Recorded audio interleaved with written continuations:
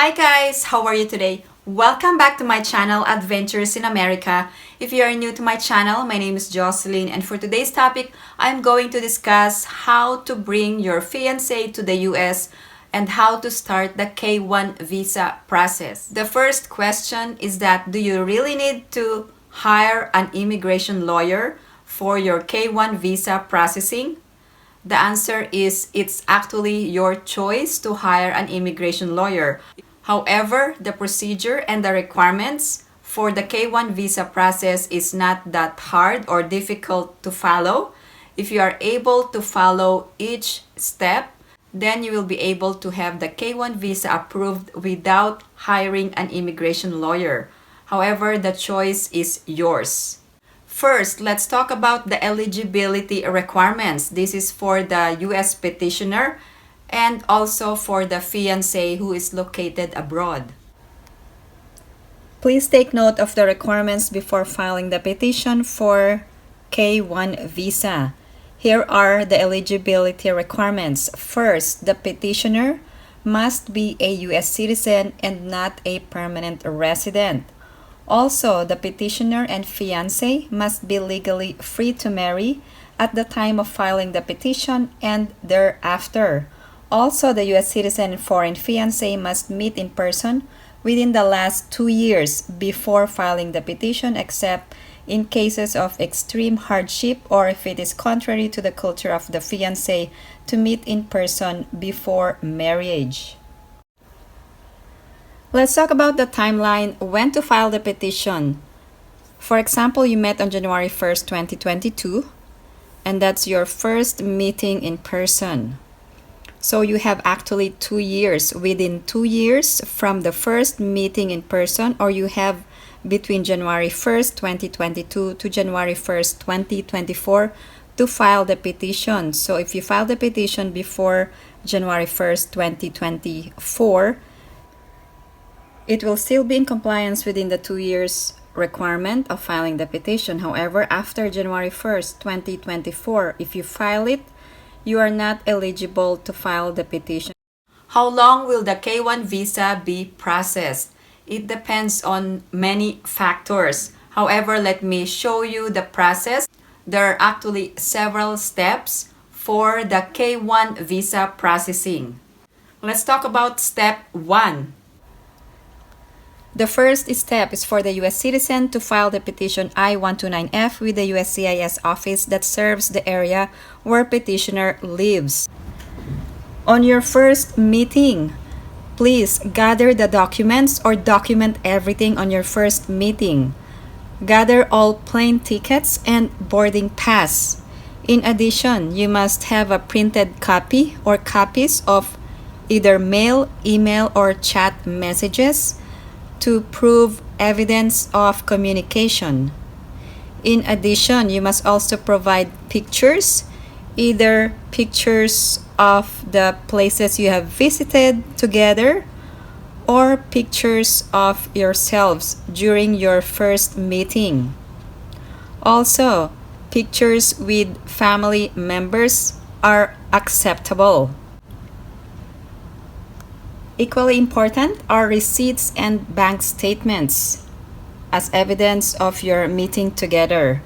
So after the petition was filed and approved by the USCIS, it will be sent to the National Visa Center, and the NVC will give a case number and send petition to the US Embassy or consulate where the fiancé lives.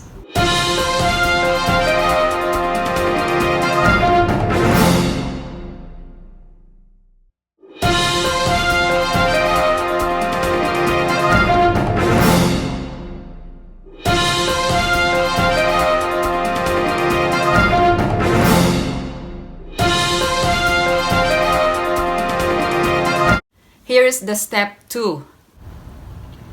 Step 2 involves applying for a visa, and this is the procedure for the fiancé abroad. The National Visa Center will mail you a letter when it sends your fiancé case to the US Embassy or consulate. The fiancé must prepare the documents and be ready for interview. The interview date will be set by the US Embassy. Let's talk about the cost, where to file, and what to file for the petition. Expect the following fees to be paid when filing the petition I-129F, which is the petition for alien fiancé.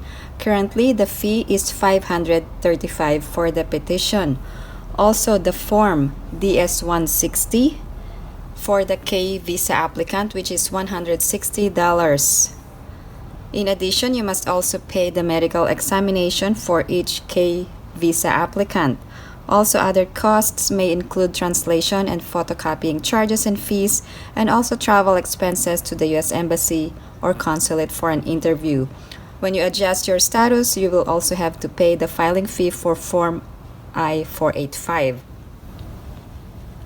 The fiancé abroad must prepare the following documents. First, completed Form DS-160, which is the online non-immigrant visa application. You must also print the DS-160 confirmation page for your interview.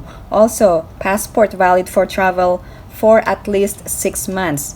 Also, bring your birth certificate or divorce or death certificate of any previous spouse for both of you and the U.S. citizen sponsor. Also, police certificates from your present country and where you have lived for 6 months or more since age 16. Also, all K visa applicants must undergo medical examination, and you must provide evidence of financial support or provide Form I-134 or affidavit of support. Also, you must produce or submit 2 2x2 photographs and evidence of relationship with your U.S. citizen fiancé, and also the payment of fees. All K visa applicants must undergo medical examination and vaccination, and before you are issued an immigrant or K visa, every applicant must undergo medical examination, which must be performed by an authorized panel physician. You will be provided instructions regarding the medical examination. Also, all K visa applicants are encouraged to get the vaccinations required under U.S. immigration law. Although such vaccinations are not required for K visa issuance, they will be required when adjusting status to that of a legal permanent resident following your marriage. Let's talk about Step 3. This involves inspection at the port of entry. Like with all visas, a K-1 non-immigrant visa does not assure admission to the United States. A CBP officer at the port of entry will ultimately decide whether to admit your fiancé. Here is the Step 4. If your fiancé is admitted as a K-1 non-immigrant, you and your fiancé now have 90 days to get married to each other. Here is Step 5. This step involves adjustment of status. If you get married within 90 days, your fiancé or now your spouse can apply for the green card by filing Form I-485. The USCIS reviews the form and the rest of the documents your spouse submitted. If there are additional documents, they will request further proof. You and your spouse will generally be required to appear for an interview. If you are married for less than 2 years, the USCIS will grant your spouse conditional permanent resident status and issue a green card for 2 years.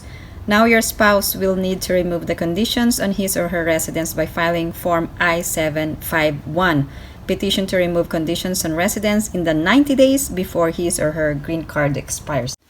If you have any other questions or comments, please post them down below and I will get back to you as soon as I can. Thank you guys for supporting my channel, and if you haven't liked this video, please give it a big thumbs up, and if you haven't subscribed to my channel, please subscribe and hit that notification bell. I always welcome new subscribers. Thank you guys for watching. I hope everyone is staying safe and have a great day.